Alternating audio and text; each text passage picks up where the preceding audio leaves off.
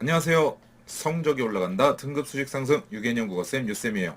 오늘은 합성어와 파생어로 공부할 텐데요. 중학교 과정의 문법 지식 갖고도 충분히 해결할 수 있는 문제니까 쫄지 말고 예전에 아주 오래전에 배웠던 내용을 떠올리며 잠시 문법 용어들을 숙지하겠습니다. 우선 단어는 하나의 형태소로 이루어진 단어, 즉 하늘, 바람과 같은 단일어. 다음 둘 이상의 형태로 이루어진 복합어로 이루어져 있어요. 복합어. 근데 복합어가 두 개로 나뉘어.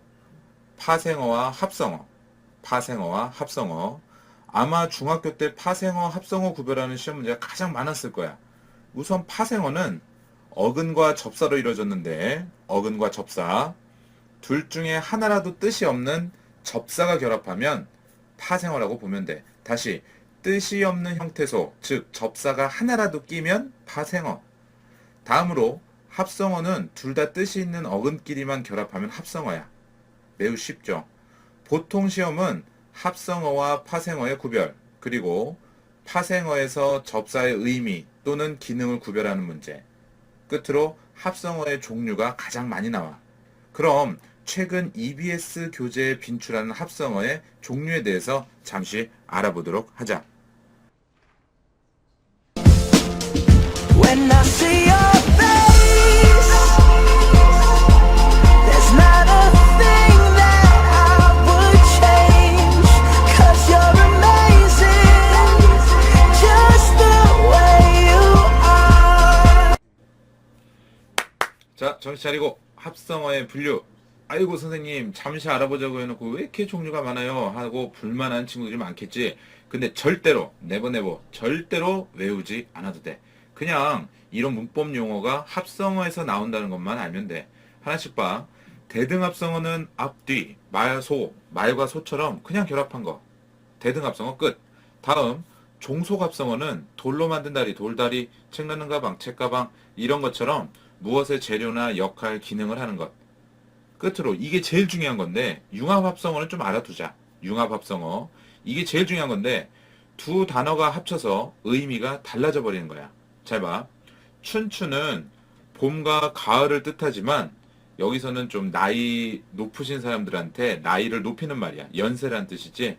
그리고 돌아가시다. 이건 고인이 되다란 뜻인데 정말 뉴턴에서 돌아갔다는 얘기는 아닐 거야. 그 다음에 쥐뿔. 이거는 뭐 너 쥐뿔도 없는 주제에 막 이러잖아. 아주 작은 부분인데 진짜 쥐한테 뿔이 났다는 말은 아닐 거야. 다시 융합합성어가 뭐라고요? 그렇지.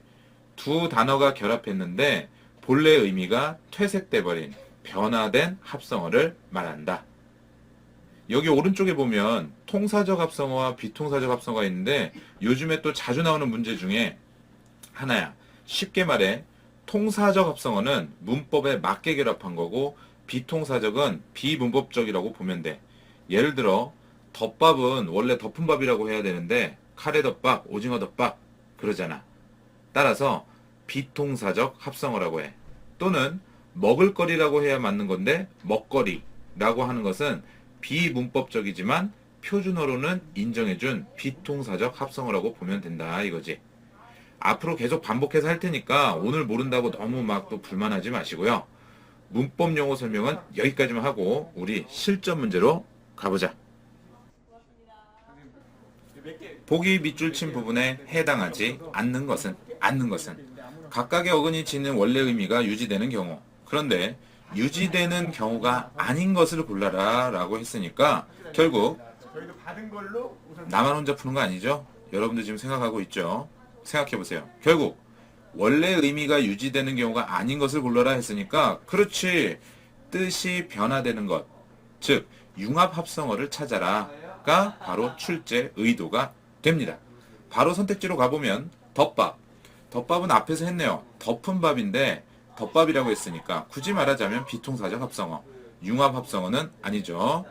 2번, 늦봄은 원래 늦은 봄이라고 해야 문법적으로 맞는 건데 늦봄이라고 했으니까 역시 비통사적, 문법적으로 맞진 않습니다.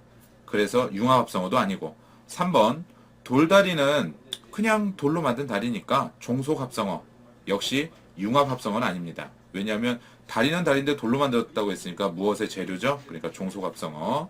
그런데 융합합성어는 아닙니다. 4번, 안개와 비를 안개비라고 하죠. 따라서 그냥 대등합성어, 그냥 안개와 비를 합쳐서 안개비. 역시 융합합성어는 아닙니다. 답은 5번이겠네. 구멍과 가게가 결합해서 설마 가게인데 구멍 난 것이 구멍가게? 말도 안 되지. 따라서 구멍가게는 동네 작은 상점을 말하겠지. 따라서 단어가 결합하면서 원래의 의미를 유지 못한 것은 몇 번? 그렇죠. 답 5번.